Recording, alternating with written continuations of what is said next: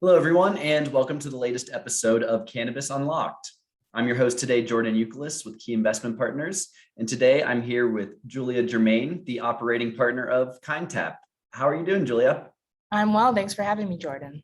Absolutely. Super glad to have you on the show today. And if you would love to kick things off with just a little bit of your background, how you got involved in the cannabis industry, and then how you made your way over to the KreditForce and KindTap team. Sure. So I am a Massachusetts native, went to college, grad school, and then medical marijuana was legalized in Massachusetts in 2012. My very dear father asked my husband and myself if we would move back to Massachusetts and start a medical marijuana company with him. We said, absolutely. So that's what we did. It started with one location. Eventually, we operationalized 4 facilities for 3 vertical licenses. And then recreational licenses. So I am now working for a merchant bank, KreditForce, and my task is to operationalize a social equity delivery operator license in Massachusetts, which is a new license type, and we have a social equity founder behind it.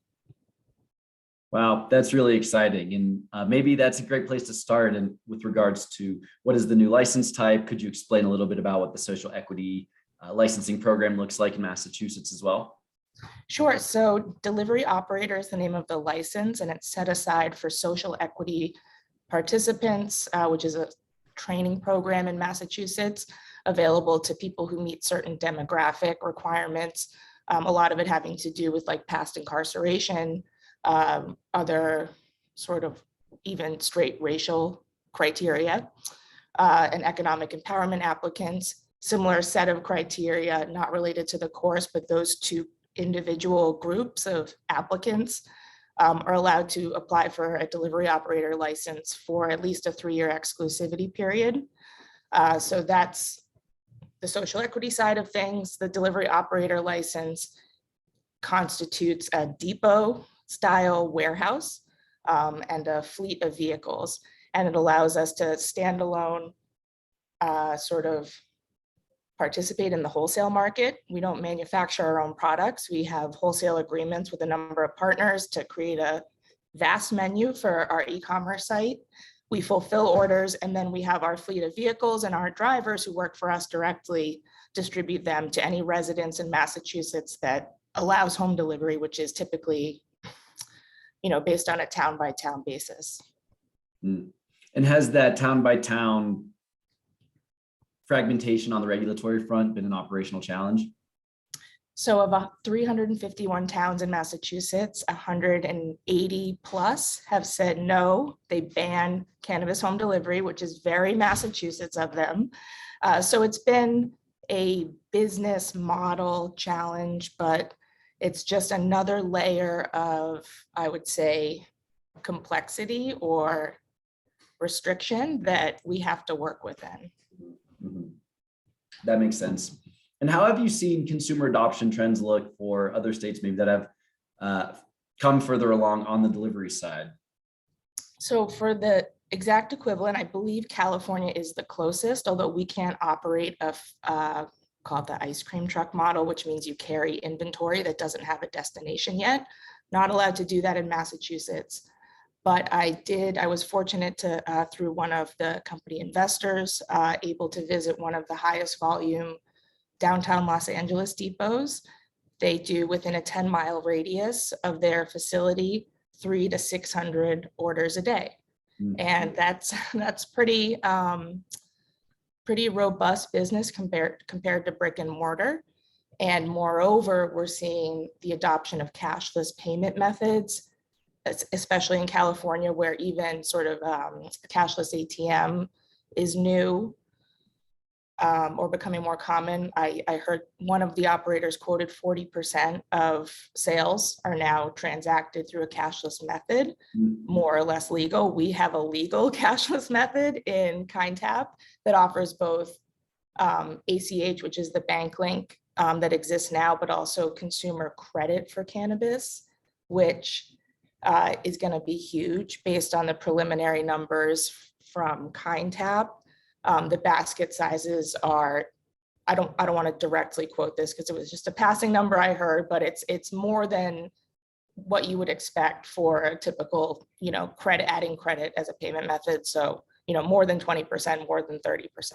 Wow, that's fantastic. Yeah, it's exciting because people are used to buying things online, paying for them online, and having them delivered to their door. And that's not really, in this day and age, an unreasonable expectation, given the way we sort of live our lives online. Yeah, totally.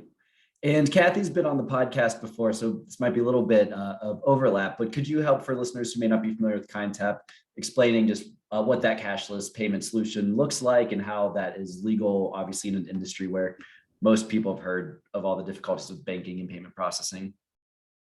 Yeah, so it's taken a couple years, I would say close to 3 years now, for Kathy and her team to develop a consumer credit line that runs on its own rails, as they say. So Visa, MasterCard, Amex, any use of those cards is in violation of their terms. It's not legal, and they will not, my expectation is that they are a long ways from touching this business, the cannabis transactions, because the cannabis industry is so fragmented on a state-by-state basis. So what KindTap has had to do is really develop their credit business on a state-by-state basis in compliance with not just lending laws, but cannabis laws. For a behemoth like Visa or MasterCard, their infrastructure is not set up for that. So KindTap rides on its own rails. It uses the same sort of credit check industry standard systems. It does, if you're applying for credit, it does do a credit check.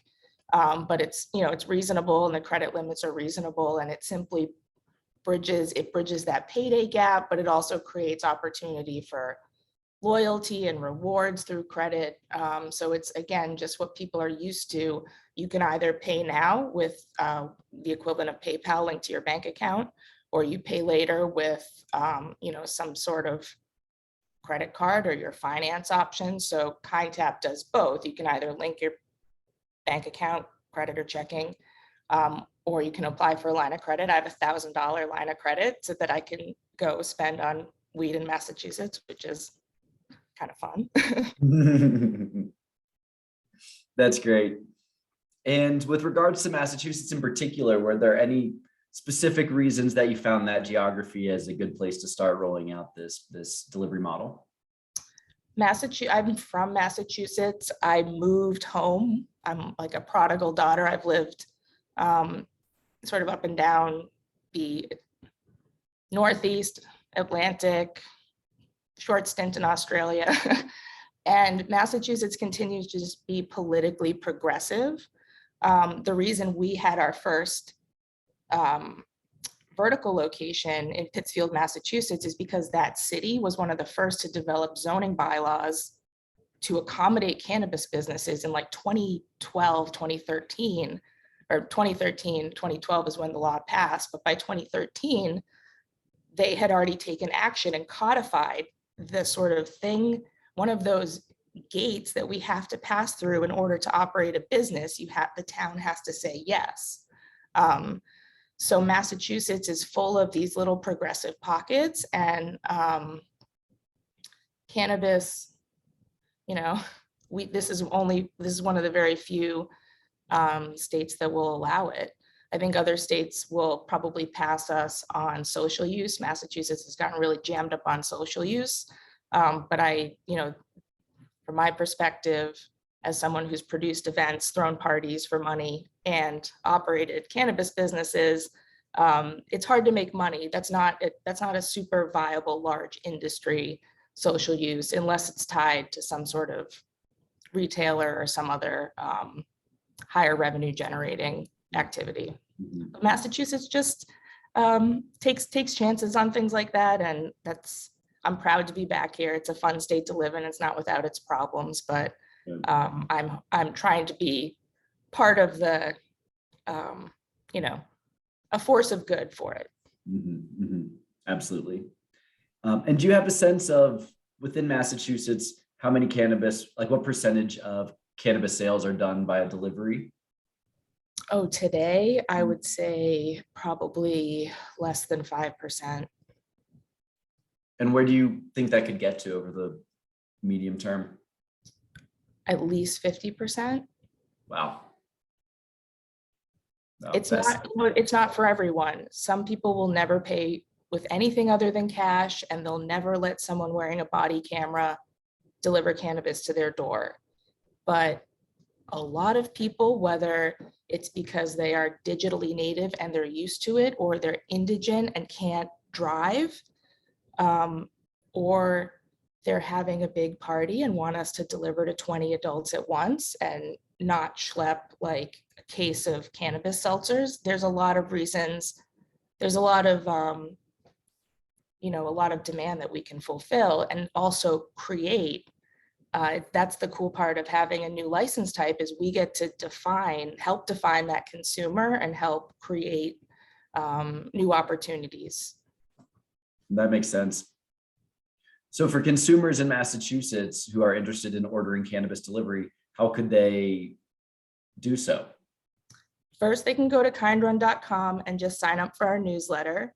Right now, we're building out our e-commerce site, and the home delivery that's available today is from either couriers, or couriers work with a dispensary. They're contracted by the dispensary to deliver orders fulfilled by the dispensary. They're operating on a limited basis. And then medical marijuana patients also have access to home delivery and have had that access for many years, but availability is quite limited. I'm a medical marijuana patient, and my own medical dispensary actually stopped doing it because it wasn't profitable. Interesting. And that's an important point. We've certainly seen other companies that have tried to go the D2C route with delivery in other states struggle to achieve a profitable business model. And so I'm curious, do you have thoughts on why others maybe in the industry have not been able to succeed profitably yet, and how KindRun has been able to take those lessons and develop a strategy that will be? One big one for me was the importance of owning your fleet and having W-2 drivers. One of the, I guess, the largest California operator has to reimburse mileage for vehicles that are owned and insured by I guess they are W-2s, but they use their own vehicles. And so that individual owns a vehicle, pays insurance on it, and then the company pays additional insurance on the vehicle and pays the vehicle mileage on a mileage basis. So I give credit to my partner Rishi, who and that our ability to build a business that takes advantage of the incentives like depreciation that are available to normal businesses. And that's really big, because we're already assuming a narrower margin because of requirements like 2 drivers. There must be 2 drivers in the vehicle at all time. So we have to look for smart ways to run and scale and grow the business, and being able to control our fleet and deploy it strategically is a big one. Yep. That's interesting about 2 drivers. What's the regulatory rationale for that? Cannabis can never be unattended in the vehicle. So if one person were out transferring product to a client, the vehicle containing cannabis would be unattended. So we think about this and talk about it all the time. If that requirement were gone, would it be a best practice to leave that product in a vehicle unattended? If I'm in the city of Boston, do I want to leave a vehicle full of cannabis unattended? Yeah, interesting. It's a calculus, on the liability versus the carrying cost and the payroll. But what if that driver, we have a delivery service agent who's out there and a delivery driver agent who's, operating the vehicle and sitting there. If we can use their time wisely, then we're in better shape. Yeah, that makes sense. Would definitely be in better shape. Has 280E been exceptionally restrictive as well, you think, from a cost perspective? It's equivalent to a retail dispensary. Yeah. Mhm. Yeah. Well, hopefully, we can knock on wood, make some legislative progress at the federal front this year. Yeah, fingers crossed. I mean, I've been in this space for a long time, and there are different strategies for, reducing that impact, but it's baked into the code right now. Yeah. Yeah. And so then in terms of goals and next steps for the year, what is top of mind for you? You mentioned building out the e-commerce platform. Are you also setting your sights on additional state expansion? We are, this Massachusetts regarding state expansion, we're building out a proof of concept here for a cashless cannabis home delivery company. And, part of the rationale is that this can be replicated in other states. KindTap has credit approval in all 50 states, I believe. That may not be true all 50 states, but very broad availability of the credit product. And I'm really excited to see how that grows and how we can prove that concept. I think a lot of consumers are going to respond positively to not having to take out cash or, pay ATM fees or just participate in something that is semi-legal with their finances or illegal with their finances. It just takes a lot of the friction out and a lot of the question out. So on the Kind Run side in Massachusetts, we're going to be really focused on building out our demand and talking more about the business, this is one of our first sort of public conversations about it, because we're still moving through the licensing process, and that's a nebulous process. We have a great regulator and a high functioning commission in Massachusetts, which is nice. It just takes a long time. So we're coming to the point now where we're talking to job candidates, raising awareness in the community, and focused on turning on the business. Awesome. Well, that's exciting. And I'm sure I'll be looking forward to getting the business fully turned on. Yeah, I mean, we have like Instagram turned on and everything, so it's real. Yeah, exactly. Cool. Well, Julia, thank you so much for coming on the podcast today. This has been really exciting and really looking forward to seeing what you all are able to do in the Massachusetts market here shortly. Thanks for having me, Jordan. Nice to meet you. Yeah, thanks again. Have a great one, Julia. Bye now.